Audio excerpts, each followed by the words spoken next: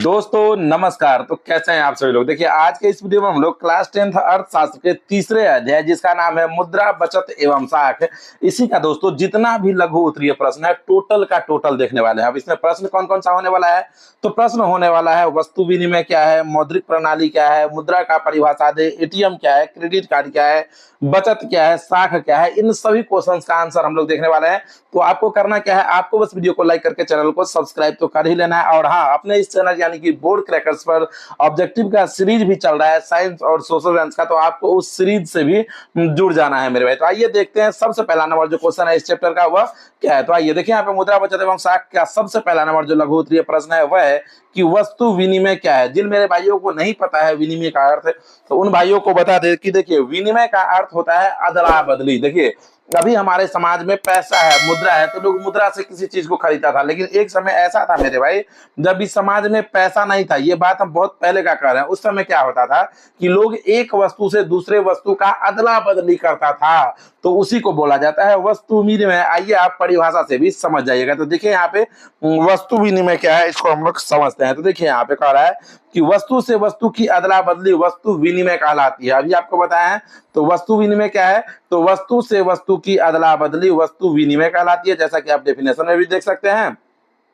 यह प्रथा तब प्रचलित थी जब मुद्रा का आविष्कार नहीं हुआ था। यही बात तो हम भी आपको बताए हैं।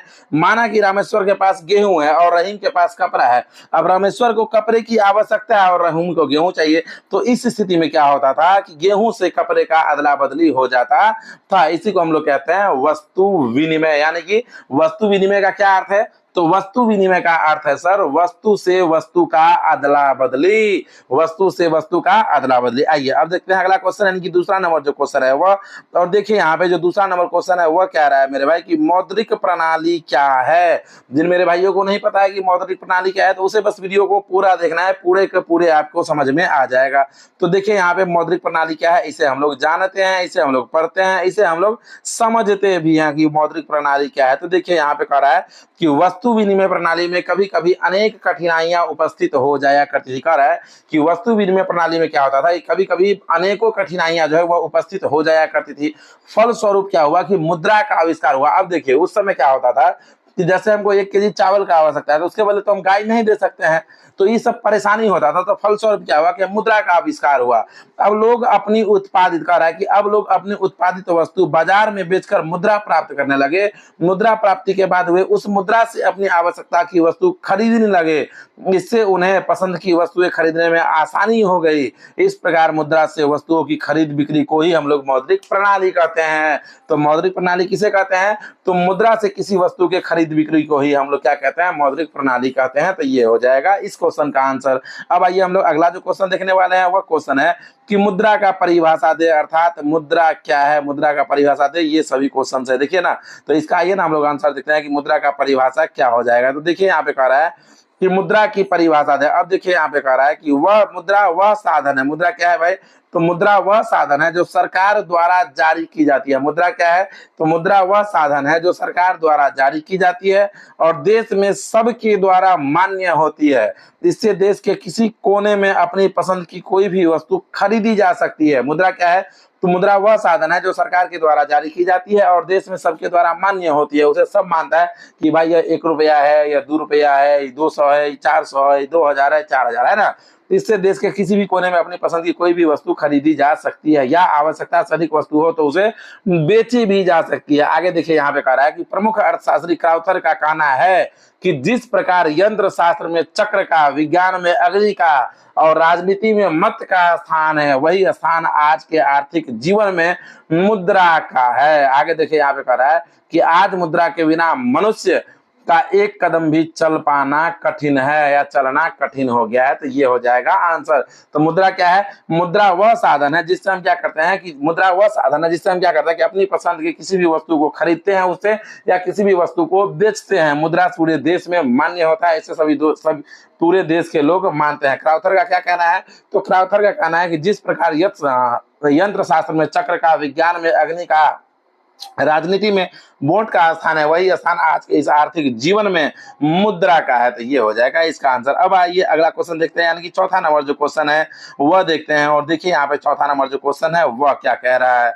तो चौथा नंबर जो क्वेश्चन है वह है कि एटीएम क्या है। अब भाई एटीएम क्या है, एटीएम का परिभाषा दीजिए आप। तो देखिए यहाँ पे एटीएम क्या कह रहा है कि एटीएम एक प्रकार का प्लास्टिक मुद्रा है, यह प्रसिद्ध बैंकों द्वारा जारी किया जाता है। कह रहा है कि एटीएम जो है यह एक प्रकार का प्लास्टिक मुद्रा है, यह प्रसिद्ध बैंकों के द्वारा जारी किया जाता है। एटीएम का पूरा नाम होता है स्वचालित टेलर मशीन, यानी कि ऑटोमेटिक टेलर मशीन। तो आप याद रखिएगा कि एटीएम का पूरा नाम क्या होता है। तो एटीएम का पूरा नाम होता है ऑटोमेटिक टेलर मशीन या स्वचालित टेलर मशीन, जिसे हम लोग हिंदी में स्वचालित टेलर मशीन कहते हैं। यहाँ पे देखिए कह रहा है कि यह मशीन 24 घंटे अर्थात दिन रात रुपए निकालने तथा जमा करने की सेवा प्रदान करती है। भारत में सभी व्यावसायिक बैंक अपने ग्राहकों को यह सेवा प्रदान करते हैं। तो एटीएम क्या है, तो एटीएम भी एक प्रकार का प्लास्टिक मुद्रा ही है, यह प्रसिद्ध बैंकों के द्वारा जारी किया जाता है। एटीएम का पूरा नाम ऑटोमेटिक टेलर मशीन अर्थात स्वचालित टेलर मशीन है। यह मशीन 24 घंटा अर्थात दिन और रात रुपए निकालने तथा जमा करने की सेवा प्रदान करती है। भारत में जितने भी बड़े व्यावसायिक बैंक है अपने ग्राहकों को यह सेवा प्रदान करते हैं। एटीएम प्लास्टिक का एक टुकड़ा है जिस पर ग्राहक का पिन कोड दर्ज रहता है। एटीएम सुविधा प्राप्त ग्राहकों के खाते में यदि रुपया है तो वह देश के किसी भी भाग में एटीएम के सहारे रुपया निकाल सकता है। इसके लिए बैंक के अंदर नहीं जाना पड़ता है। लेटर बॉक्स की तरह यह बैंक के बाहर या सार्वजनिक जगहों पर लगा रहता है। अब देखिए अगला जो क्वेश्चन, ये सब एक्स्ट्रा बात है, स्टार्टिंग तो आप समझ गए जो भी है, ठीक है ना। देखिए अगला जो क्वेश्चन है वह है यहाँ पे कि क्रेडिट कार्ड क्या है। अब देखिए क्वेश्चन जो है वह है कि क्रेडिट कार्ड क्या है, क्रेडिट कार्ड हम लोग किसे कहते हैं। तो देखिए यहाँ पे क्रेडिट कार्ड किसे कहते हैं, ये इसका डेफिनेशन अब हम लोग जानते हैं। तो देखिए कह रहा है कि क्रेडिट कार्ड प्लास्टिक मुद्रा का ही एक रूप है। क्रेडिट कार्ड क्या है, तो क्रेडिट कार्ड प्लास्टिक मुद्रा का ही एक रूप है। यह सुविधा एटीएम से पहले ही लागू है। कह रहा है कि यह सुविधा जो है यह एटीएम से पहले ही लागू है। इसमें ग्राहक के साख के आधार पर बैंक एक राशि निर्धारित कर देता है।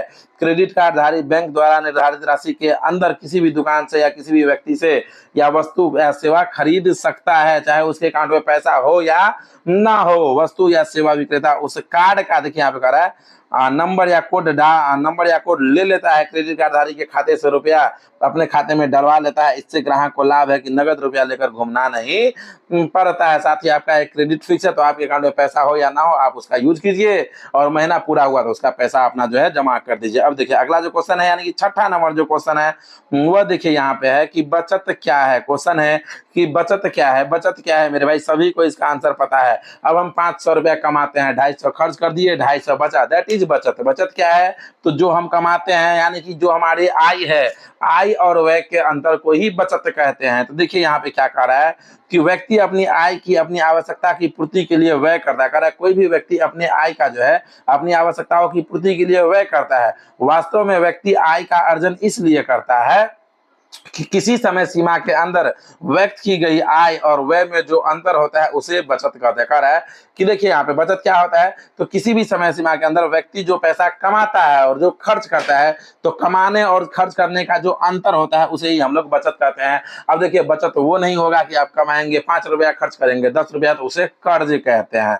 ठीक है, समझ में आ गया आपको। इसे निम्नलिखित सूत्र द्वारा आसानी से समझा जा सकता है। तो बचत का क्या सूत्र है, तो बचत का सूत्र है आय माइनस व्यय। याद रखिएगा बचत का सूत्र क्या है, तो बचत का सूत्र है आय माइनस व्यय। अब देखिए अगला जो क्वेश्चन है मेरे भाई, अगला जो क्वेश्चन है वह देखिए, अगला क्वेश्चन है यहाँ पे कि साख क्या है। बड़ा ही गजब का क्वेश्चन है और यह क्वेश्चन जो है क्वेश्चन आपसे कई बार पूछ चुका है आपके एग्जाम में कि साख क्या है। तो देखिए आइए जानते हैं कि भाई साख है क्या, साख कहते किसे हैं।